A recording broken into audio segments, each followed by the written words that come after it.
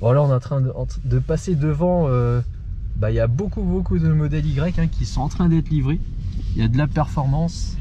Ouais, il y a deux camions là, encore un qui est en face. Ça c'est de la modèle 3. Ouais, ils en rentrent un paquet là. Donc je pense qu'il y a vraiment beaucoup de livraisons qui sont en train de se faire en ce moment même. Et puis là on voit ma modèle S qui est là gentiment garée. La petite mamie. Bonjour à tous, j'espère que vous allez tous bien, ici Tesla Phil. Aujourd'hui je me retrouve devant le point de retrait pour les Tesla du Nord à Seclin, donc rue de la Pointe, pour récupérer la modèle 3 d'un de mes abonnés, Edge 6200 si je me rappelle bien, ou 62 000 je me rappelle plus, qui avait commandé donc une modèle 3 propulsion sans option, donc la même que j'attends moi depuis bientôt un an, et lui pareil il l'attend depuis presque un an. Donc ici on voit un certain nombre de voitures de modèle 3 noire, grise, rouge, et la sienne c'était la seule blanche qui était disponible, qu'on va voir ici. On voit au bout ici quelques modèles Y propulsion, les toutes premières qui sont livrées à Seclin. Donc j'ai eu confirmation là d'un Tesla Advisor qui se trouve sur place et qui me dit que lui il n'a jamais pu en conduire encore à ce jour. Donc ça c'est vraiment les toutes premières qui sont livrées. Et donc ça c'est la modèle 3 de Edge 6200. Il est en plein retrait de sa voiture. Et donc on a fait le tour tout à l'heure. La voiture n'a vraiment rien de spécial, à part ce qu'on savait déjà. Donc les capteurs ultrasons qui ont disparu à l'avant ainsi qu'à l'arrière. Mais je vais avoir une bonne nouvelle à vous annoncer, parce que on va voir tout à l'heure à l'intérieur. En tout cas le retrait là il va bientôt prendre fin. On a pu faire le tour de la voiture, aucun souci d'alignement, pas de buée, un peu de colle qu'on a trouvé sur la vitre là, bon, qu'il faudra nettoyer. On a demandé à quelqu'un là de nous nettoyer, on voit un petit peu ici, il y a une trace d'autocollant, mais vraiment rien à signaler. Et donc sur cette voiture j'ai remarqué vraiment quelque chose. Alors les caméras, ici on a les caméras, je peux vous dire que c'est les caméras 5 mégapixels réellement. D'aspect c'est les mêmes que les anciennes, il n'y a pas vraiment de différence, que ce soit ici ou au niveau de la plaque d'immatriculation à l'arrière. Elles se ressemblent vraiment, mais quand on est dans la voiture il y a vraiment une différence. Hop, je vais vous montrer, ça c'est vraiment je pense le gros point positif que je vais pouvoir vous montrer. Donc ici en cliquant simplement, je vais couper le son, voilà, la résolution de la caméra a vraiment rien à voir. On voit ici les détails du macadam. Donc pour moi c'est clairement une 5 mégapixels. Vous voyez les couleurs sont pas aussi dégueulasses comme on pourrait dire, excusez-moi du terme, mais les caméras latérales sont vraiment de meilleure qualité qu'auparavant. Également, c'est sûr, la résolution a vraiment rien à voir. Donc je sais pas si on voit bien là, mais ça n'a rien à voir. On voit vraiment les détails ici du macadam. Donc ça c'est une bonne nouvelle pour moi. C'est aussi un petit peu la promesse, grâce à la Tesla Vision, de pouvoir gérer les marches avant, marche arrière avec le détail. Alors pour l'instant cette voiture est livrée sans la mise à jour. On est ici en logiciel, vous allez voir ici, sur la version 2022.28. Donc encore l'ancienne, on n'est même pas sur la 36 ni sur la 40. Et d'office sur l'application de mon abonné, il a eu la demande de mise à jour qui se fait sur le téléphone. La voiture là va être livrée avec 10 km seulement. Et puis donc voilà quoi, pour les informations.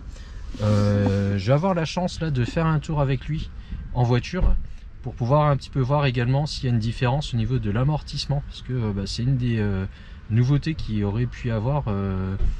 L'amortissement devrait être plus confortable sans perdre en efficacité. Donc on va pouvoir le constater ou pas sur la route, si c'est flagrant ou si finalement on ressent rien. L'avantage de cet abonné, c'est que lui, là, c'est sa deuxième modèle 3 également. Donc il avait déjà exactement la même, donc il fait exactement tout comme moi, ou alors c'est moi qui fais tout comme lui. Mais la première, il l'avait reçue en septembre 2021, il a revendu, et là il reçoit la 2022, enfin 2023 même, officiellement, hein, sur le VIN, c'est bien un P1 qui apparaît. Et donc cette 2023 qu'il va pouvoir tester, donc il pourra me dire également si lui ressent une différence ou pas.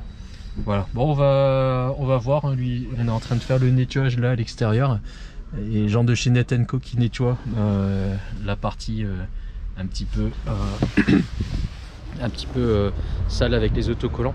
Il y avait juste un truc que j'avais remarqué aussi, c'est cette partie là qui est un petit peu, je sais pas si on voit bien à la caméra, mais là ici ça rebique un petit peu. Donc en fait, en regardant comme ça de loin, bah, on se rend compte que la partie arrière ici ressort ici, et du coup vous voyez, ça bouge là. Donc je sais pas si c'est comme ça sur toutes les autres, les anciennes modèles 3. En tout cas ici on voit que bah, ça a tendance un petit peu à bouger, c'est un petit peu dommage. Mais bon, voilà, c'est tout. Donc on va partir tout à l'heure faire un tour, je vous récupère tout de suite. Alors on est en train de faire les premiers tours de roue sur la route. Pour moi, il y a vraiment une différence au niveau de l'amortissement. La voiture est beaucoup mieux amortie qu'avant. On n'a pas des routes très très belles, hein, autour du point là de retrait, avec pas mal de nids de poules, etc. Et je trouve qu'elle est, le passage sur ces routes un peu dégradées est meilleur. On n'a pas encore eu l'occasion là de... Il se fait un petit peu plaisir. On n'a pas encore eu l'occasion de tester sur autoroute. Donc je sais pas dire à haute vitesse est-ce qu'elle est plus stable ou pas. En tout cas là, sur des routes dégradées, je trouve qu'il y a quand même une différence. Ça, c'est le premier point. Deuxième point, tout à l'heure mon abonné, je tairai son nom, Edge 6200, a mis la caméra, a mis le clignotant, et clairement au niveau de l'écran, la caméra est vraiment différente. On va le voir là, on arrive dans un rond-point, il va mettre son clignotant, on va le voir directement là. C'est vraiment, pour moi, il y a vraiment une grosse différence au niveau de la qualité de la caméra. On le voit encore, on va le voir là tout de suite. Là, hop, c'est beaucoup mieux résolu. Et elle est plus grande, j'ai l'impression aussi, sur l'écran, elle prend plus de place. Donc vraiment, pour moi, c'est beaucoup mieux. Alors, la caméra, elle est en train, l'autopilote est en train de se paramétrer, donc il faut lui laisser un petit peu de temps. Mais vraiment, il y a une différence. Donc, ce qu'a annoncé Elon Musk au niveau du confort de la suspension, pour moi, oui, on le ressent. Et au niveau des caméras, c'est des caméras 5 mégapixels qu'on a, j'ai aucun doute là-dessus. Voilà. Tout à l'heure, en sortant du parking, on a vu qu'il n'y avait pas encore les capteurs, donc pour les distances. Moi, j'espère que la mise à jour, les prochaines mises à jour permettront de le faire, parce que là, on n'a pas encore fait le téléchargement de la 2022.40, donc je sais pas en fait si elle l'a, je pense pas. Mais bon, on verra bien si c'est le cas ou pas. En tout cas, je pense que Edge 6200 me dira après sa mise à jour si cette distance à l'aide au parking est réapparue ou pas depuis la dernière mise à jour. Voilà, donc pour moi c'est vraiment des bonnes nouvelles, parce que je m'attendais pas trop à ces caméras. J'ai pas trop regardé les vidéos des autres youtubeurs, mais il n'y avait pas eu de oui catégorique. L'idéal, ce serait qu'on puisse prendre cette clé USB là dans la boîte à gants, et puis regarder dans les propriétés de la vidéo si on est bien sur une résolution en 5 mégapixels. C'est assez simple à faire, mais bon, on va pas le faire là maintenant. J'ai pas abusé de la bonté de Edge, mais voilà, pour moi il n'y a pas de souci de ce côté là également. Donc pour moi c'est quand même une bonne nouvelle. J'espère vraiment que ces caméras permettront de voir la distance qu'il y a. Je sais pas encore comment ça va fonctionner, hein. Personne ne le sait vraiment aujourd'hui. S'il y a un obstacle qui se trouve vraiment juste devant le pare-choc, comment est-ce qu'il sera détecté? On n'en sait rien, donc on verra bien. On verra, je pense, dans les prochaines semaines. Voilà, donc moi j'attends toujours la mienne, hein, comme je vous avais annoncé. La mienne sera livrée d'ici un mois à peu près, donc sur Tokyo Car.